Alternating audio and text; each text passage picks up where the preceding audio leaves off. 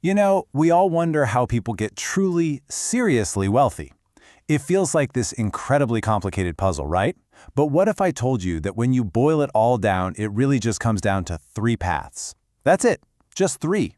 Today, we're going to break down that blueprint. And what's wild is that the concepts themselves, they're actually pretty simple to understand. The hard part, the part that really separates people, is the execution. So let's get into it and unpack how it's actually done. So here's our game plan. We're going to walk through the three paths: building, buying, and joining. And then we'll pull it all together and look at the one big idea that connects every single one of them. All right, first up, the path of the creator, the entrepreneur. This is the road that most self-made billionaires have walked.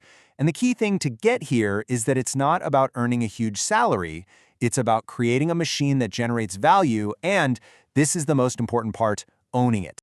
That brings us to the magic word, equity. Equity is just a fancy word for ownership. Its value has nothing to do with how many hours you clock in. Nope. It's tied directly to how well the company does and how big it gets.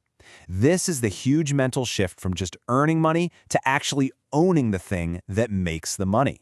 And check out this contrast, because this is everything.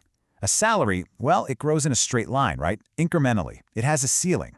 But equity in a growing business, that thing can grow exponentially. It's nonlinear. There is no ceiling.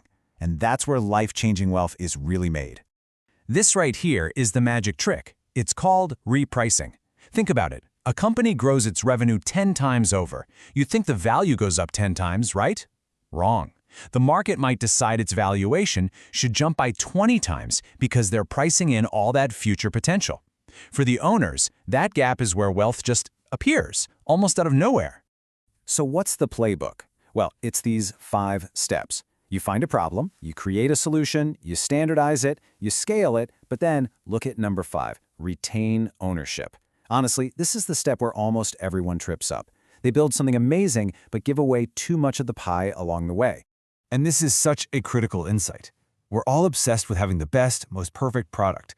But the truth is, the real power, the real leverage, comes from distribution, how you get it to customers. You can have the most brilliant idea in the world, but if you can't get it to people at scale, it's just going to die on the vine. Now, a quick warning, this path is super high risk. Most new ventures fail, that's just a fact. But it follows what's called a power law. That means the risk and reward are totally lopsided. Your downside is, your time and maybe some cash. But the upside? A single win can create wealth that lasts for generations. Okay, so what if building a machine from the ground up just isn't your thing? Well, there's path number 2. You can buy one, or at least you can buy a piece of one. This is the path of the acquirer, the investor. The engine that drives this whole path is compounding. And it is a beautiful, beautiful thing. It's where your money starts having babies, and then those babies start having babies. It's a snowball rolling downhill, getting bigger and bigger, and its secret fuel is time.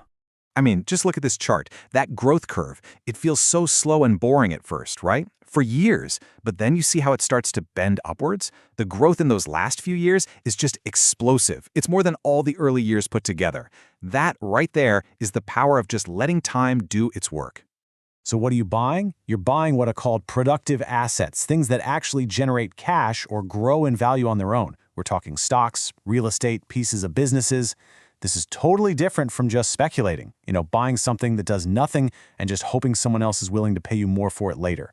And here's the thing, the secret to this path isn't being a genius who can predict the market, it's just discipline. The whole system is incredibly simple. Stay invested, reinvest what you earn, and, this is huge, don't make crazy emotional decisions that cause a massive loss. On this path, staying in the game is way more important than being brilliant. But what if you don't have the risk tolerance to build, and you don't have the capital to buy? Well, that brings us to the third path, the bridge. This is the path of the insider, the high-achieving professional. Okay, so we already know that your personal labor, your hours, that doesn't scale. But if you can take your valuable skills and plug them into a system that has massive leverage, think industries like tech or finance, then your impact and your paycheck can scale up like crazy. We're talking about getting to an income level that puts you in the top 1%. Why?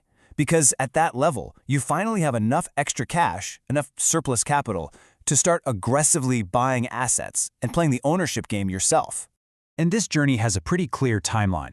You start by getting really good at something valuable. You pick the right industry, get close to where the money is made, but phases 4 and 5 are the whole point. You aggressively, relentlessly turn that high income into assets, until one day those assets make working optional. And this is so important. The absolute goal is to take every bonus, every raise, and immediately use it to buy productive assets. You have to feed that compounding machine before lifestyle inflation. You know, the temptation to get the nicer car, the bigger house, eats up all of your potential wealth. So there we have it, 3 really different paths. You've got the creator, the acquirer, and the insider. But what's the one golden rule, the one single thread that ties them all together? This table just lays it out perfectly, doesn't it? Each path has its own playbook, its own timeline, and its own big, scary risk. For builders, it's failing to execute. For buyers, it's making bad emotional calls. And for insiders, it's getting stuck before you can convert that income into real assets. But here it is. This is the fundamental, unbreakable law of wealth. Wealth flows to ownership. Period.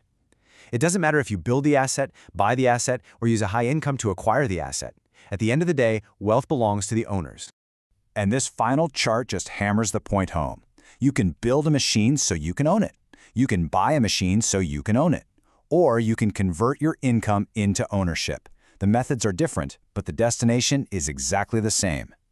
Each of these paths requires something different from you, a different mindset, a different set of skills, a different amount of patience. They all lead to the same place, but the journey couldn't be more different. So the only real question left is, which one is yours?